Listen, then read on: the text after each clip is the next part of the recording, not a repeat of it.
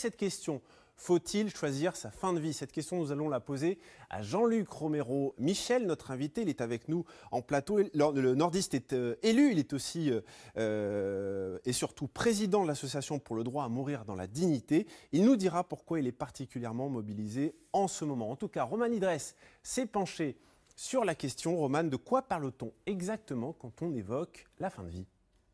Salut Simon, la fin de vie, c'est un débat qui agite la société française depuis des années. Mais déjà, qu'est-ce que c'est? Eh bien, on considère qu'une personne est en fin de vie lorsqu'elle est atteinte d'une affection grave et incurable, en phase avancée ou terminale. Et certains de ces patients aimeraient pouvoir décider de leur mort. C'est le cas par exemple du Dijonnais Alain Koch, atteint d'une maladie orpheline. Il est décidé à recourir au suicide assisté et il en avait appelé à Emmanuel Macron en septembre dernier, sans obtenir gain de cause. Car en France, il est interdit d'administrer une substance létale à un patient qui souhaite mourir, même s'il est en phase terminale. La loi prévoit seulement deux choses. Soit prononcer l'arrêt des soins pour éviter un acharnement thérapeutique, ou alors administrer une sédation profonde et continue jusqu'au décès, uniquement si le pronostic vital est engagé à court terme, et ceci pour limiter les souffrances du patient. Si une personne en aide une autre à mourir en dehors de ce cadre légal, elle peut être accusée d'homicide volontaire avec préméditation. Alors, certains décident d'aller dans un autre pays pour mourir, là où la réglementation est plus souple. En Belgique, par exemple, depuis plus de 20 ans, il y est possible d'administrer un médicament provoquant la mort. C'est ce qu'on appelle l'euthanasie. D'autres préfèrent la Suisse, où l'on permet le suicide assisté. C'est le patient lui-même qui s'injecte la dose létale. Et la France pourrait être le prochain pays à faire un pas de plus vers l'assistance médicalisée à mourir. 4 propositions de loi sont actuellement sur la table, à l'initiative de parlementaires de différents bords politiques, du PS aux Républicains, en passant par En Marche. En attendant, la solution, c'est peut-être d'en parler en famille, tant qu'on est en bonne santé, car la décision d'arrêter les soins repose souvent sur les proches. Le gouvernement encourage d'ailleurs à rédiger des directives anticipées, un document officiel pour indiquer son souhait. Merci beaucoup Roman pour ces précisions. Bonsoir Jean-Luc Romero. Bonsoir. Comment allez-vous? Très bien. Bon, je le disais, hein, vous êtes élu, vous êtes adjoint à la mairie de Paris, conseiller régional d'Île-de-France, mais vous revenez aussi régulièrement dans la région puisque vous êtes béthunois, vous venez très souvent. Hein. Ah oui, toutes les semaines, voire tous les 15 jours, les week-ends, quand je peux, je suis à Béthune. Bon, et très investi dans de grandes causes, la lutte contre le sida et aussi la fin de vie. Vous êt président de la DMD, l'Association pour le droit à mourir dans la dignité.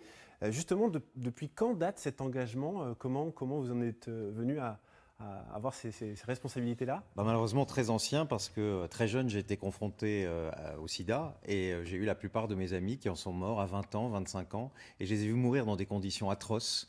Ils demandaient à partir, on savait qu'ils n'avaient plus aucun espoir et on s'acharnait sur eux, on les opérait et je pense que j'ai vu perdre, excusez-moi, j'ai perdu tellement de proches, c'est d'ailleurs beaucoup d'émotions quand j'en parle encore aujourd'hui que je me suis dit mais c'est pas possible quoi. On peut pas forcer des gens à mourir le plus tard possible, et notamment dans la souffrance, quand il n'y a plus d'espoir. Pourquoi s'acharner sur les personnes? Et c'est vrai que mon combat contre le sida est devenu aussi le combat pour une fin de vie digne, parce que je crois que les deux sont liés. Oui, c'est vivre dignement et mourir dignement. Alors pourquoi aujourd'hui, finalement, c'est tabou de parler de la fin de vie, de la mort? Vous en parlez très librement, très simplement, mais ça reste quand même un sujet tabou. C'est-à-dire que d'abord, la mort, on la voit beaucoup moins. Vous disiez que j'étais originaire de Béthune. Quand j'avais 13 ans, j'ai vu mon père mourir. Et il est mort à la maison. Aujourd'hui, très peu de gens meurent à la maison, puisque plus de 70% des gens meurent à l'hôpital. Et vous savez, moi, j'ai des gens qui sont plus vieux que moi, et ils n'ont jamais vu un mort. C'est-à-dire que la mort, on l'a enlevée de nos vies. Certains, d'ailleurs, croient qu'ils ne vont pas mourir, courent après plus d'argent, plus de responsabilités. Et donc, on a fait de cette question une question taboue, mais au final, qu'il l'est de moins en moins, parce qu'on vit de plus en plus vieux.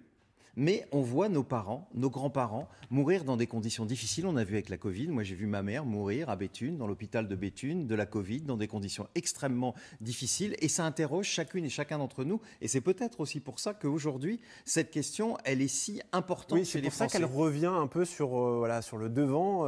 Est-ce qu'on s'intéresse un peu plus à cette question-là, justement parce qu'on vit des choses terribles en ce moment? Il faudrait. Parce que je peux vous dire qu'aujourd'hui, les moyens ne sont pas là. Vous savez, moi, je ne voudrais pas être triomphateur et que dire qu'on avait malheureusement dit depuis longtemps que les moyens n'étaient pas là dans les hôpitaux, que les moyens n'étaient pas là dans les soins palliatifs. Vous vous rendez compte qu'en France, il n'y a plus de plan de développement de soins palliatifs depuis 2 ans. depuis Olivier 2018. Véran en a promis un. Ah oui, oui, il en a promis un. Pourquoi C'est ça. Pourquoi Moi, je lui ai écrit plusieurs fois, il ne m'a jamais répondu d'ailleurs. Il le fait parce qu'il sait qu'il y a des propositions de loi pour légaliser l'euthanasie. Et c'est la seule réponse qu'il a donnée. Alors que c'est les deux. Regardez chez nos voisins belges, là on est à côté de la Belgique, ils ont voté une loi sur l'euthanasie, ils ont voté une loi sur les soins palliatifs et une loi sur les droits des patients. Pourquoi on ne peut pas faire la même chose en France? Alors, justement, le débat s'anime. Il y a une fenêtre législative. Un projet de loi va être présenté à l'Assemblée le 8 avril. Ça pourrait basculer, selon vous? Écoutez, là aujourd'hui, donc c'est la proposition de loi d'Olivier Falorni. Aujourd'hui, si on regarde sur le papier, il y a une majorité de parlementaires qui y sont favorables. Il y a d'ailleurs plus de 170 députés de La République En Marche, plus de la moitié du groupe qui est favorable. On a tout le groupe de la France Insoumise, tout le groupe socialiste. On a 25% du groupe LR, qui est quand même quelque chose d'assez nouveau. Enfin bref, on a les communistes. On voit aujourd'hui qu'il y a quand même un espèce de consensus et que pour une fois, l'Assemblée semble à la hauteur et en tout cas en phase avec la société. Oui, c'est à suivre l'opinion publique parce que visiblement les Français sont plutôt d'accord sur le sujet. Vous savez, s'il y a bien une question de société qui fait l'unanimité, c'est normal, on va tous mourir et on a tous vécu quelque chose de difficile. Et vous savez, les gens, ils veulent pas spécialement l'euthanasie, ils veulent avoir le choix. Ils savent qu'il y a des moments, il y a des souffrances insupportables. La plupart d'entre nous, on mourra en soins palliatifs et c'est ce qu'on veut. Mais il y aura 4 à 5% d'entre nous, les soins palliatifs, ça ne peut pas convenir, ou on ne les veut pas, c'est aussi un choix qu'on peut avoir, et c'est pour ça que les gens sont aussi favorables. On a évoqué la sédation profonde, ça suffit pas? Vous savez, là, alors il y a une grande hypocrisie, parce que ces grands défenseurs vont d'abord nous expliquer que ça a été inventé en France. Je rappelle qu'en Belgique, ça existe depuis bien avant nous, et que c'est quasiment 10% des morts. La sédation, on vous endort. Et on ne va jamais vous réveiller. Donc, il faut nous expliquer la différence entre ce que demande. La différence, c'est que, on attend que vous mouriez. Donc, on arrête de vous alimenter. On arrête de vous hydrater et en fait, on vous provoque une maladie. C'est-à-dire qu'il faut que vos reins soient atteints pour que vous puissiez mourir. Alors, il ne faut pas être caricatural. Si, comme l'expliquait tout à l'heure votre journaliste, si vous êtes très très vieux, très malade, que vos organes vitaux sont à bout, ça peut aller vite. Mais c'est très peu des cas. Donc, en 24 heures, 48 heures, c'est bon. Mais combien de sédations mettent 3 semaines? Rappelez-vous rien que Vincent Lambert, qui depuis 10 ans était quand même dans le coma, il a mis 9 jours à mourir. Vous vous rendez compte, 9 jours, on arrête de vous alimenter, on arrête de vous hydrater. Alors justement, il y a un témoignage qui va certainement vous intéresser, Jean-Luc Romero, celui de Ségolène Ricard, qui est en visio avec nous depuis Seclin, dans le Nord. Bonsoir, comment allez-vous? Bonsoir, très bien. Alors, je sais que c'est pas forcément facile, mais ça va nous aider justement à comprendre ce que vivent les proches de malades en fin de vie. Vous avez perdu votre maman dans des conditions difficiles, dans de grandes souffrances, c'était il y a presque un an. Alors qu'elle avait fait le choix clair de la sédation profonde, tout était clair et encadré. Oui, tout était clair et tellement clair que ça a fini par provoquer probablement un imbroglio. Alors, notre mère, gériatre de profession, elle avait été habituée, elle était dans sa profession très convaincue de l'accompagnement de ces vieux patients, comme elle le disait, avec beaucoup de tendresse. Elle savait les accompagner et elle, très clairement, nous avait exprimé à nous, sa famille, son mari, ses 4 enfants, que ayant atteint tout ce qu'elle pouvait subir dans le cadre de son propre cancer et de ses nombreux cancers, puisqu'elle en a eu plusieurs, qu'au bout d'un moment, elle serait prête à partir. Elle avait très clairement et très consciemment exprimé sa volonté dans le cadre des directives anticipées, comme effectivement c'est le cas et c'est prévu dans le cadre de la loi Leonetti. Donc pour nous, il n'y avait pas de difficulté. Elle nous avait préparé à ça. Rien ne s'est passé comme prévu finalement. Et rien ne s'est passé comme prévu, effectivement. Elle est rentrée le 25 mars de l'année dernière à l'hôpital en soins palliatifs, en exprimant clairement qu'elle souhaitait la sédation profonde parce que trop de douleurs, ça ne tenait plus, elle n'en pouvait plus, elle nous avait tous prévenus. Donc voilà, on s'attendait à ce que maman parte avec cette sédation profonde à l'hôpital.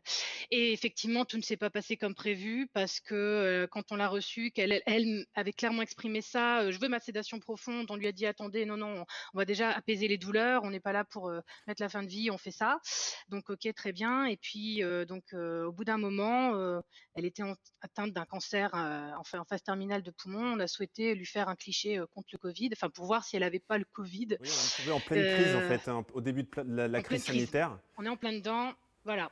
On lui a suspecté un Covid et ce qui fait qu'elle s'est retrouvée isolée.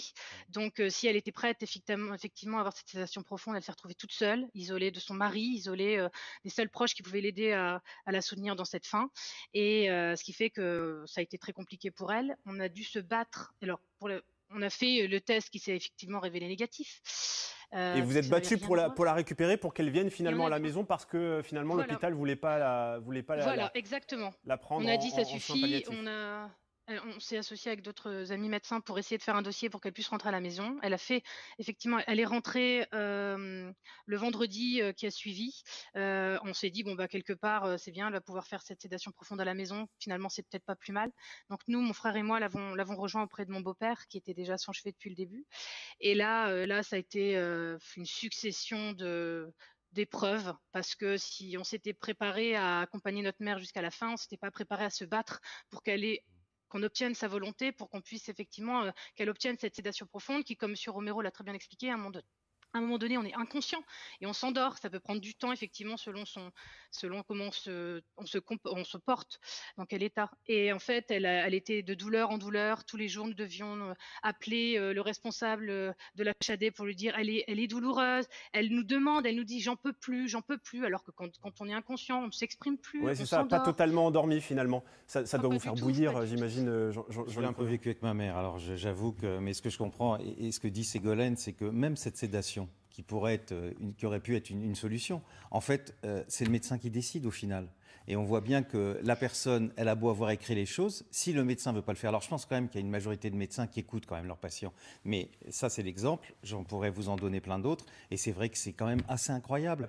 La peur de prendre des risques aussi peut-être. Non, parce que c'est la loi. C'est la loi. On peut faire, dans ces conditions-là, on peut faire une sédation profonde et continue et éviter à la personne d'avoir ces jours de souffrance et aux proches, parce qu'on le voit bien, Ségolène comme les proches, on l'oublie. Mais c'est absolument terrible de voir partir les gens qu'on aime, qui ont exprimé une demande, parce qu'évidemment, ceux qui veulent aller au bout du bout, il faut les respecter. Et là, on voit bien que les lacunes et les problèmes de cette loi. Merci beaucoup Ségolène d'être venue témoigner dans cette émission justement pour voilà, nous dire quel a été en tout cas votre calvaire qui a duré quand même 10 jours. Voilà. Merci beaucoup. Jean-Luc Romero, merci à vous aussi d'avoir été avec nous dans l'émission, nous avoir justement éclairé sur cette question de la fin de vie. Puis on suivra évidemment les débats à l'Assemblée nationale dans les prochains jours.